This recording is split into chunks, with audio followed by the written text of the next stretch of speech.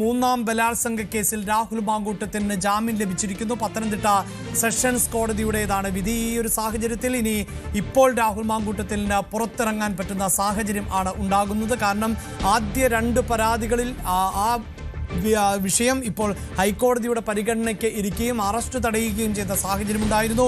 മൂന്നാം പരാതിയിലായിരുന്നു രാഹുൽ മാങ്കൂട്ടം ജയിലിൽ പോയ സാഹചര്യമുണ്ടാകുന്നത്. ഇപ്പോൾ ജാമ്യം ലഭിക്കുന്ന സാഹചര്യത്തിൽ രാഹുൽ മാങ്കൂട്ടത്തിന് പുറത്തിറങ്ങാൻ സാധിക്കുന്ന സാഹചര്യമുണ്ടാകുന്നു. ഇതാ രാഹുൽ മാങ്കൂട്ടം പുറത്തേക്ക് എന്ന വാർത്തയാണ്, ജയിൽ മോചിതനാകുന്നു എന്ന വാർത്തയാണ് ഇപ്പോൾ പ്രേക്ഷകരുമായി പങ്കുവയ്ക്കാൻ സാധിക്കുന്നത്.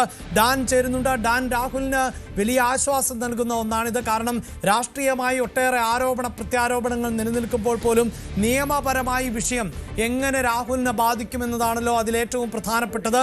അവിടെ ഇതാ രാഹുലിന് ആശ്വാസം ലഭിക്കുന്ന സാഹചര്യം ഉണ്ടാകുന്നു. കോടതി രാഹുലിനെ ജാമ്യം അനുവദിച്ചിരിക്കുന്നു.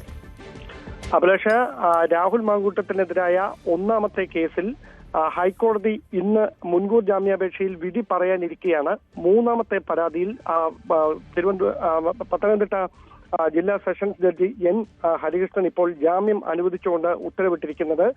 കഴിഞ്ഞ ശനിയാഴ്ച, അതായത് 24-ാം തീയതി ഈ ജാമ്യാപേക്ഷ പരിഗണിച്ചതാണ്. പക്ഷേ പിന്നീട് ചില തെളിവുകൾ കൂടി അല്ലെങ്കിൽ ചില വിശദാംശങ്ങൾ കൂടി ഹാജരാക്കാനുണ്ട്. അതിനുശേഷം മാത്രമേ കേസിൽ വിധി പറയാവൂ എന്ന ആവശ്യം പ്രോസിക്യൂഷൻ ഉൾപ്പെടെ മുമ്പോട്ട് വെച്ചിരുന്നു.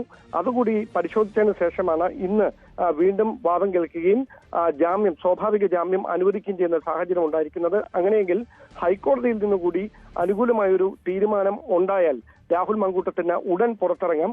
അതല്ല, ഹൈക്കോടതിയിൽ തിരിച്ചടിയാണ് ഉണ്ടാകുന്നതെങ്കിൽ സ്വാഭാവികമായി അന്വേഷണ സംഘം മാവേലിക്കര സ്പെഷ്യൽ സബ് ജയിലിലെത്തി വീണ്ടും അറസ്റ്റ് രേഖപ്പെടുത്തുന്ന ഒരു സാഹചര്യം ഉണ്ടാകും.